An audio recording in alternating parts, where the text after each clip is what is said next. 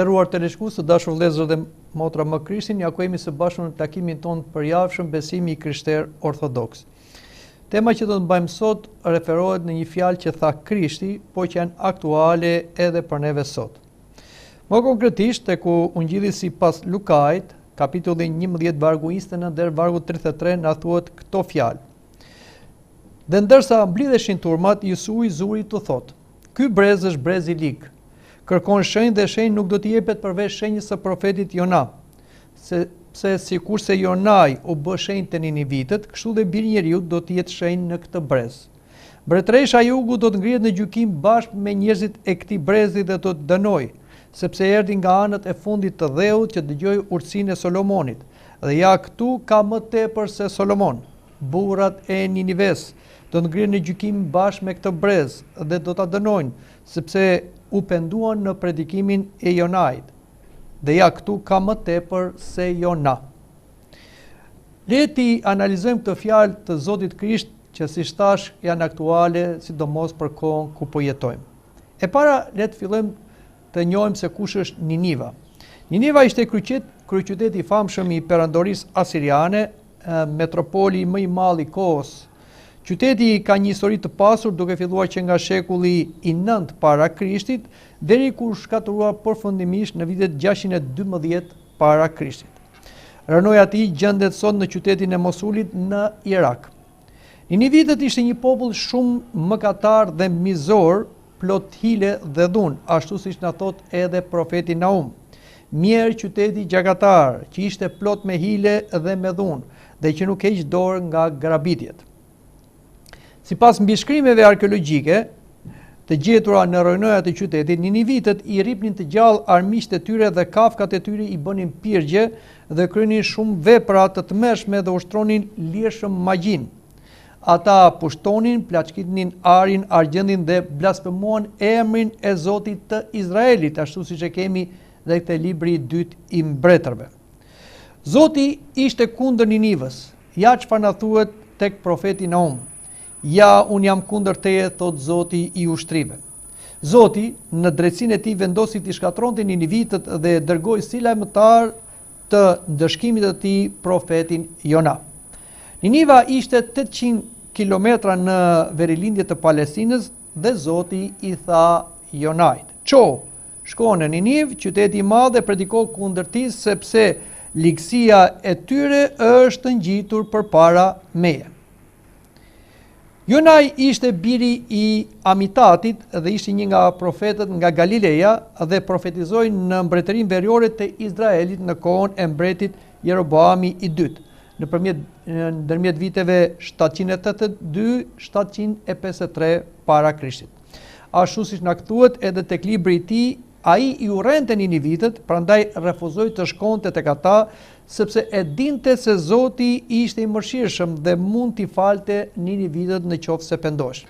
Prandaj, Jonai shkoi në rrugë detare për në Tarsis, në bregun jugor të Spanjës së sotme, gati 3200 kilometra në perëndim larg pranisë së Zotit, na thuhet tek libri i profetit Jonai. Perëndia e qortoi Jonain për mosbindjen dhe ai përfundoi 3 ditë e 3 net në barkun e një peshku të madh që e gëlltiti. Kjo ishte një mrekulli, jo sepse e hëngri peshku i madh, por Jonai nuk u tret atje brenda stomakut të madh të peshkut. Ai brenda peshkut u pendua për mosbindje dhe ju drejtua Perëndisë me himne, falënderim sipas psalmeve, duke u lutur në drejtim të lindjes drejt tempullit të Zotit. Jonai pasi bëri shenjë e kryqit, pra me krah të hapur, peshku e volli në bregdet. Dhe kjo na thuhet tek libri i profetit Jona. Jonai pastaj përvoje pedagogjike nga Zoti, pranoi të shkojë tek Ninivitët që ai i urrente dhe mori një urdhër të dytë nga Zoti: "Ço, shko në Niniv, qyteti i madh, dhe shpallje atij mesazhin që po të urdhëroj." Ai shkoi dhe për 3 ditë e përshkoi qytetin e Ninivës dhe duke ju profetizuar atyre: "Edhe 40 ditë dhe Niniva do të shkatrohet." Na thuhet tek libri i profetit Jona. Ninivasit ishin pagan të ashpër dhe plot mëkate të neveritshme, adhuronin perëndin peshk Dagonin, por kur mësuan mrekullinë e Jonait, që peshku e volli në breg dhe nuk e kishte konsumuar, besuan se vetëm Perëndia mund të bënte këtë mrekulli që një njeri të qëndronte 3 ditë e 3 net e të mos tretej në stomakun e një peshku. Prandaj ata e morën seriozisht profecinë e Jonait për shkatrimin e qytetit dhe u penduan, ashtu siç na treguohet në librin e Jonait. Atëherë Ninivasit i besuan Perëndis, shpallën një agjerim dhe u veshën me thes nga më i malli deri tek më i vogli nga ata. Pendimi i Ninivasve ishte i pazakont, sepse jo vetëm njerëzit e thjesht, por dhe mbreti me të gjithë obërtarët e morën seriozisht paralajmërimin e profetit Jona dhe u penduan ashtu siç na thuhet përsëri tek libri i profetit Jona. Kur lajmi vajti te mbreti të Ninivës, ai u ngrit nga froni, hoqi mantelin e tij, u mbulua me thes dhe u hul mbi hi. Mbreti zori dhe një dekret prendimi për shtetasit. Me dekret të mbretit dhe të mëllejve të tij, shpalli dhe përhapi pastaj në një urdhër që thoshte: njerëzit dhe kafshët, kopet dhe tufat të mos kërkojnë asgjë, të mos hanë ushqim dhe të mos pinë ujë, po njerëzit dhe kafshët të mbulohen me thes dhe të thrasin me forcë Perëndis, secili të kthehet nga rruga e tij e keqe dhe nga dhuna që është në duart e tij. Ku ta dish? Në ktheth Perëndia nuk pendodh dhe lënë mënjan zemërimin e tij të zjarrt dhe kështu ne nuk vdesim. I gjithë ky ndryshim i pendimi i popullit mëkatar bëri që Perëndia i gjithë mëshirshëm të tërhiqet nga vendimi i tij, sepse kur Perëndia pa atë që bënin, domethënë që po ktheheshin nga rruga e tyre keqe, Perëndia u pendua për të keqen që kishte bërë, se do t'u bënte dhe nuk e bëri, na thuhet përsëri tek libri i profetit Jona. Jonai kur pa që Zoti u tregua i mëshirshëm me Ninivitët, armiqtë e Izraelit u zemërua dhe kërkoi të vdiste duke thënë: "A o Zot, a nuk ishte vallë kjo që unë thoja kur isha akoma në vendin tim?" Prandaj ika në fillim në Tashis, sepse dija që ai një Perëndi i mëshirshëm dhe plot dëmshuri, i ngadalshëm në zemërim dhe me shumë dashamirësi, dhe që pendohesh për të keqen e akruar. Tani pra o Zot, të lutem maiq jetën, sepse për mua është më mirë të vdes se sa të rroj. Por Zoti i tha: "A të duket e drejtë të zemërohesh kështu?" Përsëri Zoti me një tjetër mënyrë pedagogjike i tregoi Jonait se Zoti është i mëshirshëm dhe i dhimbse njerëzit, qytetrimi i tyre dhe kafshët, ashtu siç i tha Jonas. Dhe mua nuk më duhet të më vi keq për Ninivën, qytetin e madh në cilin ka 120.000 veta që nuk din të dallojnë të djathtën nga e majta e tyre dhe një sasi të madhe kafshësh.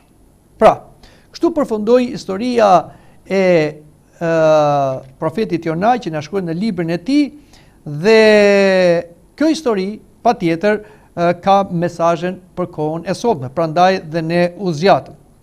E para do dim se Perëndia është dashuri, siç na thuhet në letrën e parë të Ungjillorit Joan, dhe ai do gjithë njerëzit, jo vetëm besimtarët, por edhe të pabesët. Madje Perëndia edhe kur lejon një fatkesi që ndëshkon njerëzit dhe shkatron qytetrimin e tyre, nuk e lejon këtë fatkesi se ka pasionin e akmarrjes, sepse Zoti është pa pasion, por ai si drejt dhe rregullator i njerëzve lejon për korrigjimin e njerëzve, edhe ato që duken katastrofa natyrore, sëmundje, por edhe luftra. Por nuk është Zoti ai që i bën këto gjëra. Këto vinë për shkak të mëkatit, personal, familjar, kolektiv, qytetar, botëror. Kur Zoti shikon që mënyra e jetës njerëzore degeneron dhe shkon drejt një regresi moral pa kthim, atëre ndërhyn duke lejuar sëmundje trupore dhe fatkesi natyrore dhe luftra si mjete pedagogjike që njerëzit nëpërmjet dhimbjes të vinë në vete, të pendohen dhe të korrigjohen për të mirën e tyre dhe të brezave që do të vinë më pas. Por para se Zoti të marrë një vendim për dënim, ai dërgon një ose disa lajmëtar që njerëzit pendohen dhe ndëshkimi të shmanget, ashtu siç bëri edhe tek Ninivitët kur dërgoi profetin Jona. Sa herë që njerëzit si individ dhe popull kanë dëgjuar lajmëtarët e Zotit, pra profetët e Zotit, të dërguarit e Zotit, ata janë penduar ashtu siç u penduan Ninivit. Zoti, duke qenë dashuri dhe plot dëmshuri, ka ndalur të keqen e merituar dhe i ka ndryshuar gjërat në favor të mëkatarit dhe të mëkatarëve të penduar. Perëndia i drejtë nuk bën dallim. Nuk i nda njerëzit në kombe të preferuara dhe jo të preferuara, madje edhe në lidhje me besimin. Madje Zoti është shumë më i rrept me një besimtar hipokrit që e di vullnetin e Zotit, por nuk e bën sesa me një ateist ose një njeri që nuk i beson Perëndisë së vërtet dhe gabon nga padia ose nga keq orientimi. Këtë e tha vetë Krishti, shërbëtori që e di vullnetin e zotërisë së tij dhe nuk u bë gati e nuk e kreu vullnetin e tij, do të rrihet shumë, por ai që nuk e dinte, po të bëj gjëra që meritojnë të rraura, do të rrihet më pak. Kujt ju dha shumë, do t'i kërkohet shumë, dhe kujt ju besua shumë, do t'i kërkohet më shumë. Pra, Zoti është i drejtë, por i mëshirshëm, por edhe drejtësia e tij vepron me dallim.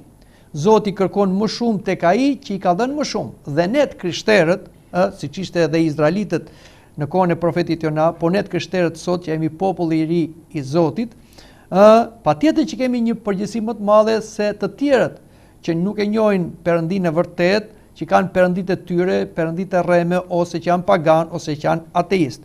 Kështu që përgjegjësia për ne krishterët është më e madhe se të tjerët. Dhe gjykimi, siç thotë apostull Petru, do fillojë nga ne, nga shpijaqët e Perëndisë.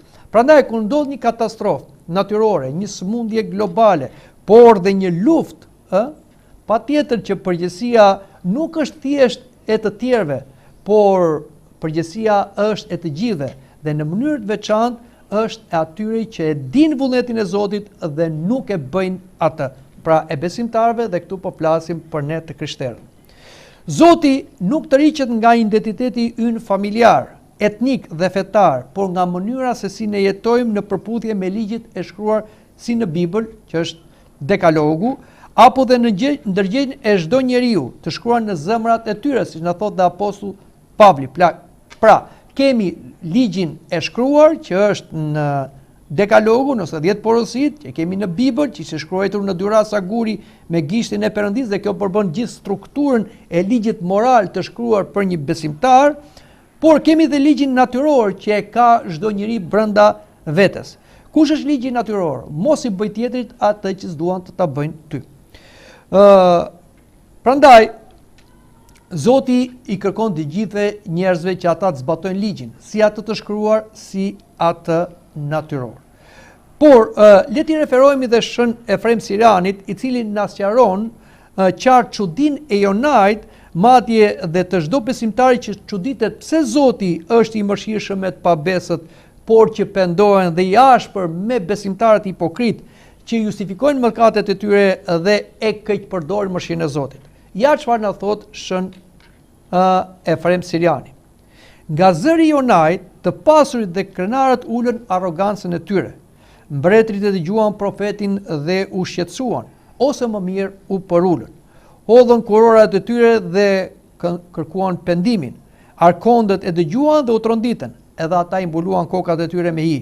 Të pasurit e dëgjuan dhe me njëherë ata hapën thesaret e tyre para të varfërve. Huadhënësit e dëgjuan dhe me njëherë ata shlyen faturat e borxhit që kishin. Huamarrësit e dëgjuan dhe ata menduan këtë se është e drejtë t'u kthehet borxhi që i detyroheshin, domethënë të gjithë po nxitonin të kujdeseshin për shpëtimin e tyre dhe t'i luteshin Zotit.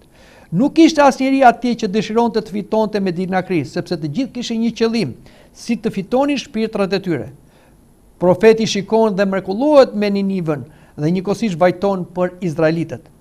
Pa Ninivin në pendim të thellë, ndërsa Sioni po kurvëronte pra shpirtërisht me tërbim, me perëndit e rreme. Mrekullohej me të vërtetën e Ninivitëve dhe ndjente neveri për pseudoprofetët e Sionit. Mëkatarët e Ninivës u urtësuan, ndërsa bijtë e Jakovit bënin plankprishje. Ninivea, nëna e gjithë gjigantëve, qyteti i shturjes dhe i mëkatit, qyteti luanesh që trembeshin të gjithë, tani dridhej dhe tmerrohet përballë profetit hebre, i cili predikon pendimin dhe paralajmërojnë për shkatërrim të frikshëm. Për shkak të pendimit gjëra ndryshuan. Pendimi u bë shpresë dhe shpresa siguri dhe siguria gëzim. Të gjithë ninivitët bënin panair sepse Perëndia pranoi pendimin e tyre. Këto janë fjalë të Shën Efrem Sirianit, i cili na interpretoi pendimin e ninivitëve dhe çudin e profetit Jona për izraelitët, që edhe pse ishin një popull elit, një popull i zgjedhur nga Perëndia, edhe pse kishin ligjin, edhe pse kishin profetët, ata nuk pendoheshin. Kurse ninivitët, edhe pse ishte një popull i egër, gjaksor, u pendua nga profeti Jona që foli në emrin e Zotit.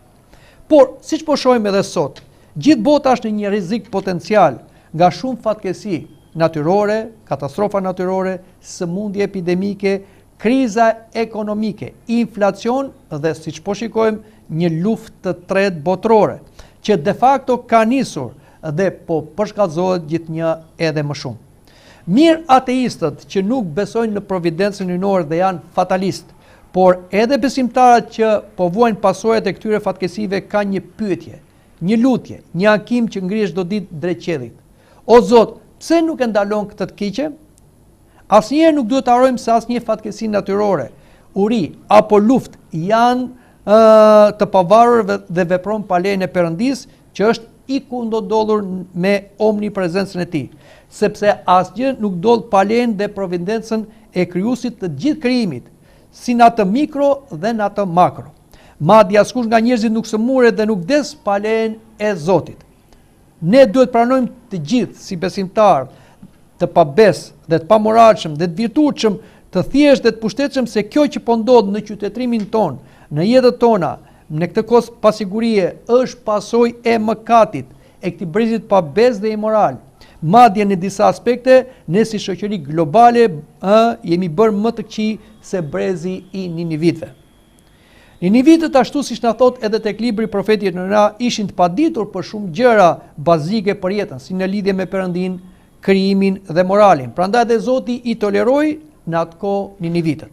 Kurse njerëzimi sot, qytetërimi sotëm ka prej shekujsh dijen e vërtet për Perëndin dhe moralin, atë ja u tregoi vetë biri dhe fjala e Perëndisë, Isu Krishti, që quhet dituria e Perëndisë. Krishti i mësoi me fjalë dhe me vepra jo vetëm izraelitët, por gjithë kombet nëpërmjet apostujve të kishës apostolike për të vërtetën mbi Perëndin, krijimin, ligjin dhe moralin njerëzor. Pothuajse gjithë qytetërimi njerëzor, sidomos ai evropian, u mbështet dhe u ndërtua pas Krishtit në këto të vërteta mbi Perëndin, krijimin dhe moralin e ri. Prandaj lulëzoi dhe qëndroi para shumë sfidave, po siç shohim nga fillimi i shekullit të 19 dhe deri tani, njerëzit, kombet që ishin mbështetur mbi themelet ungjillore, duket se kanë devijuar nga kjo e vërtetë ungjillore mbi Perëndin triadik dhe moralin e krishterë, duke i drejtuar zotave pagan dhe një shurje morale pa limit. Për këtë kanë pësuar shumë luftra, sëmundje dhe fatkeqësi natyrore, të cilat fatkeqësisht po intensifikohen gjithnjë më shumë, si ngjarje apokaliptike që po paralajmërojnë fundin dhe gjykimin e njerëzimit. Pra, ne kemi kaluar një luftë të parë botërore, të dytë dhe tani jemi në një luftë të tretë botërore, për treguar se që nga shekulli i 19, shekulli 20 dhe fillimi i shekullit 21 janë tundur themelet e qytetrimit, jo vetëm evropian, por dhe botëror, por flasim për atë qytetrim që u mbështet në parimet e krishterë që në shekullin e parë dhe në mënyrë të veçantë në shekullin e 4, ku Shën Konstantini i Madh lejoi krishterimin si një fe zyrtare dhe pastaj erdhën perandor të tjerë që e bën krishterimin si të vetme fe të gjithë perandorisë romake dhe mbi të cilën u ngrit ky qytetrim që quhet qytetrimi evropian dhe pastaj ai ndriçoi edhe qytetrime të tjera. Por themelet janë prishur, duke filluar që nga teoria evolucioniste, po dhe nga teoritë e tjera deri tek ateizmi, tani tek konsumizmi, materializmi dhe njerëzit edhe në botën e qytetëruar evropiane, janë kthyer thjesht në mish. Kjo është arsyeja që po tronditen themelet e këtij brezi dhe aq më tepër jemi përballë situatave të tilla, katastrofa natyrore, sëmundje epidemike globale dhe luftra botërore. Njerëzit sot jo nga padia, por nga dëshira e keqe me një rebelim eosforik, gabojnë me dashje, duke mohuar Zotin e vërtet dhe duke rënë në idhujtari, magji, apostazi dhe blasfemi kundër Zotit, krijuesit dhe kanë devijuar në shturje, imoralitet deri në perversion të ligjëruar, ashtu si paganët në kohën e padijes. Kjo gjendje anormale ka nxitur zemërimin e Perëndisë, ashtu siç na thot dhe profeti Naum. Zoti është një Perëndi xheloz dhe hakmarrës. Zoti është hakmarrës dhe plot tërbim. Zoti hakmerret me kundërshtarët e tij dhe e ruan zemërimin për armiqtë e tij. Zoti është i ngadalshëm në zemërim dhe pushtet madh, por nuk e lë pa ndëshkuar as pak të ligun. Për këtë gjendje tragjike kanë përgjegjësi edhe besimtarët të cilët Zoti i cilëson me kripën, do me thënë se ata kanë dhuratën dhe përgjegjësinë që me besimin dhe moralin e tyre të ruajnë botën nga prishja, ashtu siç bëhet edhe siç bën kripa dhe me ushqimet. Por dhe të krishterët në përgjithësi fatkeqësisht u konformuan me botën e mëkatit, toleruan, heshtën apo më keq pranuan frymën mëkatare dhe kryen vetë mëkatet e botës, duke rënë vetë në korrupsionin e skajshëm të njerëzve të kohës së fundit, ashtu si dhe apostulli Pavli i ka skanuar. Dhe na thotë: dhe dije këtë se në ditën e fundit do të vinë kohë të vështira, sepse njerëzit do të jenë egoist, lakmush, parash, burravec, krenar, blasfemues, të pabindur ndaj prindërve, mospinjohës, të paull, të padhëmshëm, të papajtueshëm, shpifës, të papërmbajtur, mizor që se duan të mirën, tradhtar, kokëshkret, fodull, dë frymdashës më fort se perëndidashës, të perëndishëm në dukje, por mohues të fuqisë së saj dhe nga këta largohu. Prandaj, edhe të drejtat shekullore të krishterëve që i fituan me gjakun e martirëve dhe kontributin e shumë shenjtorëve e njerëzve të drejtë, po në përkëmbë sot, sepse e lejuan që ndyrat të ngjiten në vend të shenjtë. Fjalët e Krishtit janë shumë aktuale për gjendjen e të krishterëve sot. Ju jeni kripa e tokës, por në qoftë se kripa bëhet e amësht, me se mund ta rifitojë shijen. Nuk vlen për asgjë, sepse është për t'u hedhur dhe ta shkelin njerëzit me këmbë. Ky brez, siç po duket, ka zemëruar shumë Zotin, ashtu sikur dikur Ninivitët, prandaj duhet të lutemi, të gjithë urgjentisht me pendim, lot dhe agjerim si ata, që Perëndia i gjithëmëshirshëm të na falë mëkatet, sepse Zoti na thot: a ndjej vallë gëzim nga vdekja e pabesit, apo përkundrazi që ai të rikthehet nga rruga e tij dhe të jetojë, na thot këto fjalë nëpërmjet profetit Ezekiel. Të mbushur me frymën e gjykimit, me frikën e gjykimit të drejtë të Zotit, ky brez duhet i largohet pabesisë, magjisë, blasfemisë, padrejtësisë, degenerimit moral dhe perversionit, ashtu siç bën dhe Ninivitët, që të shpëtojmë nga kjo e keqe e madhe që na ka zaptuar si pasojë e mëkateve tona më të mëdha se të Ninivitëve, të cilat pasi u lajmëruan nga profeti Jona u penduan dhe shpëtuan. Ndërkohë sot ne po na lajmëron vetë Zoti Jezu Krisht dhe kisha apostolike dhe shenjtorët e Krishtit. Prandaj dhe Zoti po i drejtohet të gjithë në këtë brez të pabes dhe moral me këto fjalë.